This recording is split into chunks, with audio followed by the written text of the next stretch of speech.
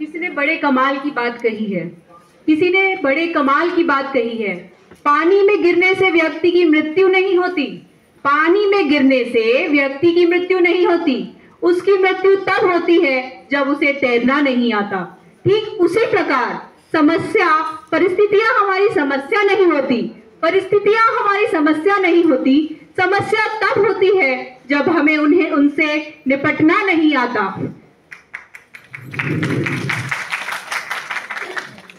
सभी संगिनियों को मेरा प्यार भरा नमस्कार।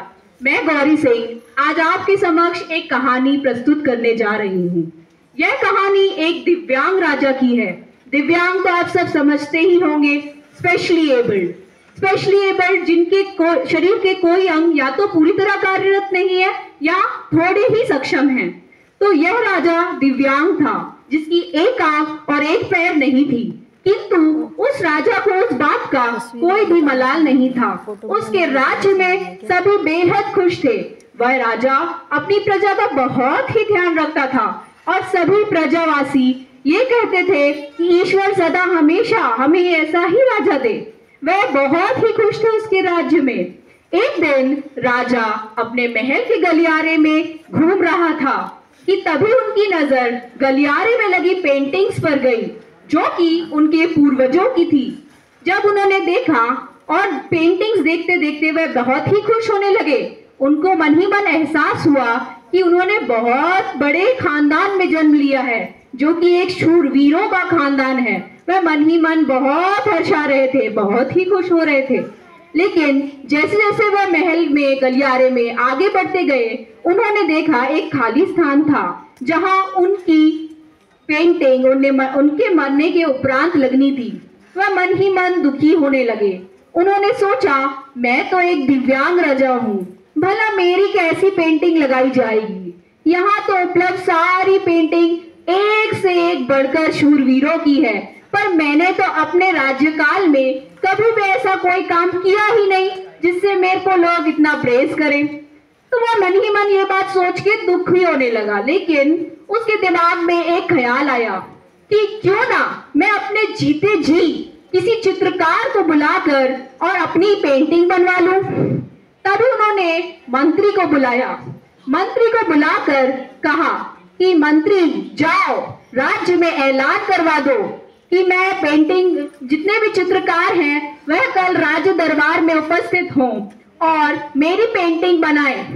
तो जो भी चित्रकार अच्छी पेंटिंग बनाएगा मैं उसे मुंह मांगा इनाम दूंगा। अगले दिन राज्य दरबार में बहुत भीड़ इकट्ठा हो गई। सारे चित्रकार दूर दूर से आए, लेकिन किसी ने भी हामी नहीं भरी। क्या आप जानते हैं क्यों? क्योंकि वह सभी अच्छी तरीके से जानते थे कि राजा दिव्यांग था, उसकी एक आंख और उसका एक पैर नहीं था। तो अगर किसी चित्रकार ने उसका असली चित्र पेंटिंग के रूप में बना दिया तो कहीं राजा गुस्से में आग बबूला होकर उसको सूली में न लटका दे। सभी के अंदर ये डर कहीं ना कहीं था, तो किसी ने भी इस चित्र को बनाने के लिए हामी नहीं भरी। परंतु उसी भीड़ में से एक युवक उसने हामी भरी। उसने राजा से कहा, राजा जी आप बुरा ना माने तो मैं 24 घंटे का मोहलत चाहता हूँ और 24 घंटे के बाद मैं आके आपके समक्ष आपकी पेंटिंग प्रस्तुत करूंगा। सभी सोचने लगे कि ये पगला गया है क्या? ये तो अच्छी तरीके से जानता है कि राजा एक दिव्यांग है जिसकी एक आंख और एक पैर नहीं है। वह सभी अंदर ही अंदर अपने मन में सोचने लगे, ये बौरा गया है, लगता है इसको अपनी जान और अपना परिवार प्यारा नहीं है। तो सभी बहुत मनी मन ये सोच रहे थे। लेकिन राजा जी ने कहा कि ओके, आप कोई दिक्कत नहीं है, आप कल आके अपनी पेंटिंग प्रस्तुत कर सकते हैं। तो अगले दिन राज्य दरबार में पहले दिन से भी ज्यादा भीड़ थी। उस दिन लोग बड़ी ही व्याकुलता और उत्सुकता के साथ उस युवक का इंतजार करने लगे और सभी सोच रहे थे न जाने उसने क्या पेंटिंग बनाई होगी। क्या वो आएगा भी? क्या वो अपनी उपस्थिति देगा भी राज्य दरबार में, या डर के कहीं भाग गया? सब ऐसे ही सोच रहे थे कि तभी वह युवक आया और जैसे ही सबने उसकी पेंटिंग देखी, सभी जोर जोर से राज्य दरबार में उसके लिए तालियां बजाने लग गए। यहाँ तक कि राजा जी स्वयं उसके लिए तालियां बजाने लग गए।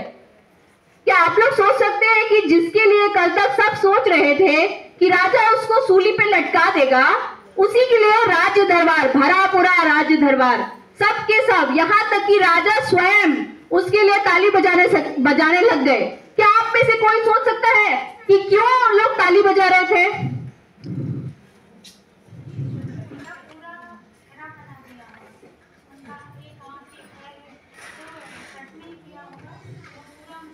आपने बिल्कुल सही कहा। अब मैं इसको अंत करती हूँ। दरअसल जो पेंटर था उसने राजा को कुछ इस तरीके से दिखाया अपने चित्र में कि राजा घुड़सवार है, और उसने साइड एंगल से, साइड पोज से राजा की पेंटिंग बनाई, और राजा का जो पैर नहीं था और जो आंख नहीं था, वो पेंटिंग में घुड़सवारी के साथ साथ राजा को तीरंदाजी करते हुए भी दिखाया गया है। और आप सभी जानते होंगे कि जब हम निशाना लगाते हैं हम डेफिनेटली अपनी एक आंख क्लोज करते हैं। तो ठीक उसी तरह से उस युवक ने एक आंख को बंद और एक पैर जो राजा का नहीं था, शरीर के उस भाग को इस तरीके से प्रदर्शित किया है अपनी पेंटिंग में, जो देखने वाला सोच भी नहीं सकता कि राजा एक दिव्यांग है।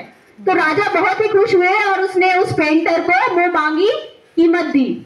जो उसने मांगा उसको राजा ने इनाम दिया। लेकिन सोचने वाली बात तो यह है कि वहां उपस्थित राज्य दरबार में कोई भी ऐसा कलाकार नहीं था जिसके अंदर कमी थी। सब एक से बढ़ के एक चित्रकार थे और वह सभी प्रस्तुत थे। समस्या तो सभी के सामने एक जैसी थी, किंतु वह युवक के अंदर इतनी हिम्मत थी कि उसने उस चैलेंज को एक्सेप्ट किया और आगे बढ़ा और पेंटिंग बना के लेके आया और इनाम भी जीता। ठीक उसी प्रकार इस कहानी से हमें यह शिक्षा मिलती है कि हमारे भी लाइफ में एक से एक परिस्थिति आती है, लेकिन हमें परिस्थितियों से हारना नहीं चाहिए। हमें हमेशा सकारात्मक सोच यानी कि पॉजिटिव थिंकिंग रखनी चाहिए, जो हमें हमेशा इन परिस्थितियों से लड़ने के लिए हमेशा सिखाएगी। और मैं चाहती हूँ कि आप सब भी जब सुबह उठे रोज अपने आप से बोले, I am blessed, I am beautiful, others' opinion, good or bad, doesn't matter me, God is always with me। अब मैं अपनी स्टोरी का अंत एक मोटिवेशनल सॉन्ग की 4 लाइनों से करना चाहूंगी। ये मत कहो खुदा से मेरी मुश्किलें बड़ी है, ये मत कहो खुदा से मेरी मुश्किलें बड़ी है, तुम मुश्किलों से ये कह दो मेरा खुदा बड़ा है, मेरा खुदा बड़ा है। आती है आंधियां तो कर उनका खैर मकदम, आती है आंधियां तो कर उनका खैर मकदम, तूफानों से ही लड़ने खुदा ने तुझे गढ़ा है। ये मत कहो खुदा से मेरी मुश्किलें बड़ी हैं, ये मत कहो खुदा से मेरी मुश्किलें बड़ी हैं, तुम मुश्किलों से ये कह दो मेरा खुदा बड़ा है, मेरा खुदा बड़ा है। अग्नि में तप के सोना है और भी निखरता, अग्नि में तप के सोना है और भी निखरता, दुर्गम को पार करके हिमालय कोई चढ़ा है। लाएगी रंग मेहनत आखिर तुम्हारी एक दिन, लाएगी रंग मेहनत आखिर तुम्हारी एक दिन, होगा विशाल तरवर ये बीज जो पड़ा है, ये बीज जो पड़ा है। धन्यवाद।